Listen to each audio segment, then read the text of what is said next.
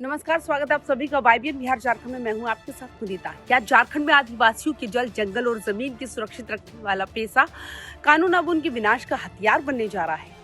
क्या हेमंत सरकार ने जिस अधिसूचना को ऐतिहासिक बताया वो असल में आदिवासी समाज के साथ किया गया सबसे बड़ा संवैधानिक धोखा है?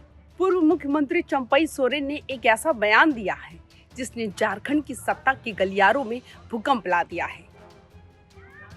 चंपई सोरेन ने साफ कह दिया है कि लाखों की भीड़ जमा होगी और हम इस जन विरोधी अधिसूचना के टुकड़े टुकड़े कर उसे फाड़ देंगे। आखिर क्यों एक पूर्व मुख्यमंत्री अपनी ही पुरानी सरकार की नीतियों के खिलाफ इतना उग्र है?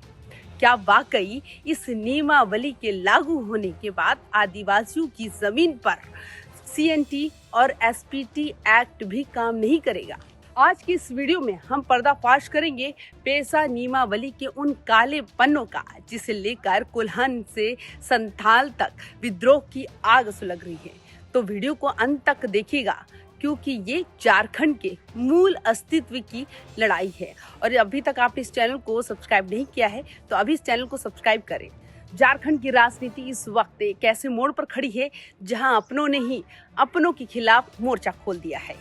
पूर्व मुख्यमंत्री चंपई सोरेन ने मीडिया के सामने आकर हेमंत सरकार पर जो हमला बोला है वो न केवल राजनीतिक है बल्कि बेहद भावनात्मक भी है। चंपई सोरेन का कहना है कि पेशा नियमावली की अधिसूचना का पहला पन्ना पढ़ते ही साफ हो जाता है कि राज्य की हेमंत सरकार ने आदिवासियों की पीठ में छुरा घोंपा है। जिस पेशा कानून का मकसद ग्राम सभा को सशक्त बनाना था, इस नियमावली ने उसी ग्राम सभा की आत्मा को कुचलने का काम किया है। आरोप बेहद गंभीर है। ग्राम सभा को वो काम सौंप दिए गए जो वो सदियों से करती आ रही थी। जिन बड़े अधिकारियों पर, जिन संसाधनों पर ग्राम सभा का असली हक होना चाहिए था, वो चालाकी से जिला अधिकारियों यानी डीसी को थमा दिए गए।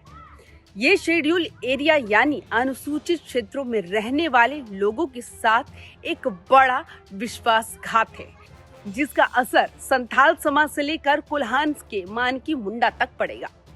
चंपई सोरेन ने चेतावनी दी है कि ये अधिसूचना आदिवासियों को सशक्त बनाने के लिए नहीं बल्कि उन्हें मिटाने के लिए जारी की गई है।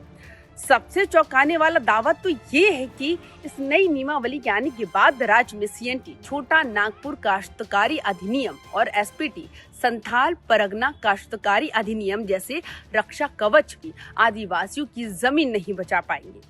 ये सीधे तौर पर आदिवासियों की रूढ़िवादी प्रथाओं और उनकी स्वतंत्रता पर हमला है।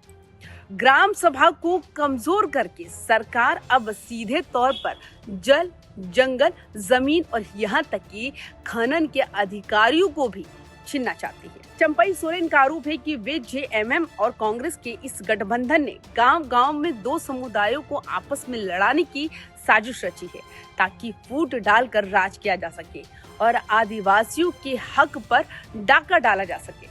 कल चाईबासा में जिस तरह से मानकी मुंडा और मांझी समाज के लोगों ने सड़कों पर उतरकर विरोध दर्ज कराया, वो इस बात का सबूत है कि समाज के भीतर आक्रोश की लहर दौड़ पड़ी है। पूर्व मुख्यमंत्री ने हेमंत सरकार को सीधे तौर पर ललकारते हुए पूछा कि क्या उन्हें ये विरोध दिखाई नहीं देता? क्या उन्हें आदिवासियों की चीख सुनाई नहीं देती? चंपई सोरेन का ये ऐलान है कि वे लाखों लोगों के सामने इस अधिसूचना को फाड़ेंगे। इस बात का संकेत है कि आने वाले दिनों में झारखंड में एक बड़ा जन आंदोलन खड़ा होने वाला है। आदिवासियों को लगातार गुमराह किया जा रहा है और विकास के नाम पर उनके हक का गला घोटा जा रहा है। पेशा की मूल भावना को जिस तरह से कुचला गया है उसे आदिवासी समाज कभी स्वीकार नहीं करेगा।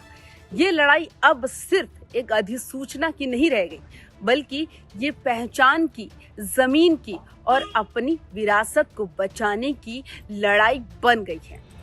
अगर जमीन ही नहीं बचेगी, अगर रूढ़िवादी प्रथाएं ही खत्म हो जाएगी तो आदिवासी समाज की पहचान क्या रह जाएगी?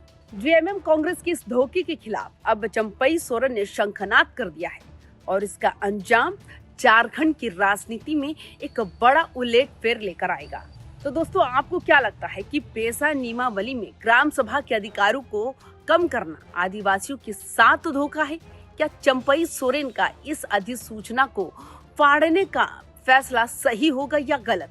आखिर क्यों हेमंत सरकार इस विरोध के बावजूद पीछे हटने को तैयार नहीं है? अपनी राय कमेंट बॉक्स में जरूर दें। क्या झारखंड की जमीन बचाने के लिए CNT SPT के बाद अब एक और बड़ा आंदोलन जरूरी है? झारखंड की राजनीति और इस पेशा विवाद से जुड़ी हर बड़ी अपडेट के लिए, हर बड़ी खबर के लिए हमारे चैनल YBN बिहार झारखंड को अभी सब्सक्राइब करें और इस वीडियो को शेयर करें ताकि हर गांव तक ये आवाज पहुंचे। नमस्कार।